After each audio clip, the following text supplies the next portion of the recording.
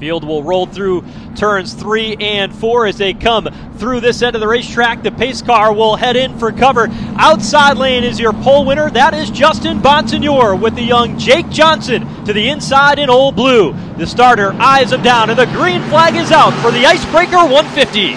Down to the bottom of turn number 1.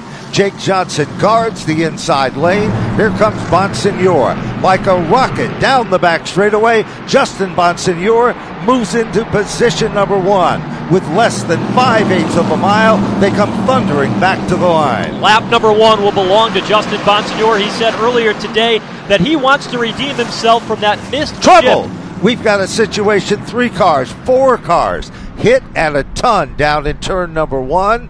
Among the cars that are involved, the 36 machine we see of Dave Zapienza, the 44 car, the Tenio car of Bobby Santos, and the number 58 of Eric Goodale, and it looks like the number 2 car of J.R. Bertuccio. Here they come, Joe, off turn number 4, silent but deadly as they're about to fire them back up. Justin Bonsignor, that preferred outside lane for the start, darts back down into turn number 1. A little bit cleaner this time than it was the first time around, and Bonsignor is freeing away with the race lead. Outside groove, though. Look at Craig Lutz in that 46 launch off turn 2. Just as impressive as Lutz is, here comes Patrick Emmerling. Emmerling moves alongside Ronnie Silk with the number 1 car. Back down into turn number 1, 3 cars, 4 cars run single file. And now look at him move to the bottom of the racetrack. Bonsignor on the high side, Lutz on the inside.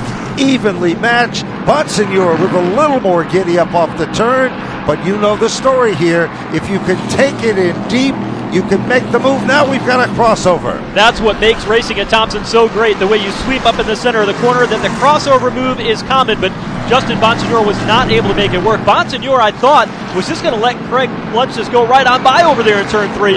Lutz has shown that he wants to get out in front. He wants to set the pace here today, and he's already got 2 victories at this racetrack. It's no surprise to see him up front. Good battle that is going on, but we've got a caution. Caution comes out. Second caution of the event. Car number 4, Tim Conley's car, slows in the backstretch.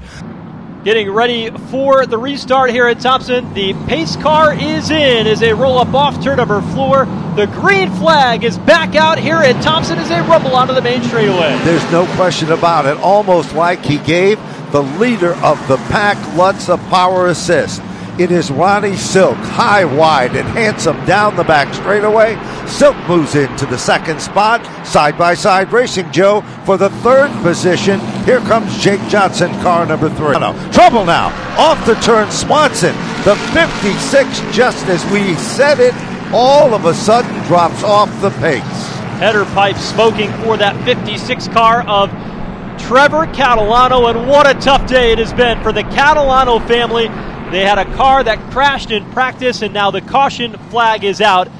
Undoubtedly for the 56 of Trevor Catalano, continues to smoke down the back straightaway. Right now we've re-racked the field.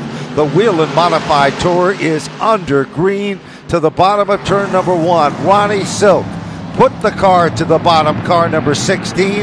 But here on the outside, Bonsignor is back on a roll, and here comes Jake Johnson, car number 3.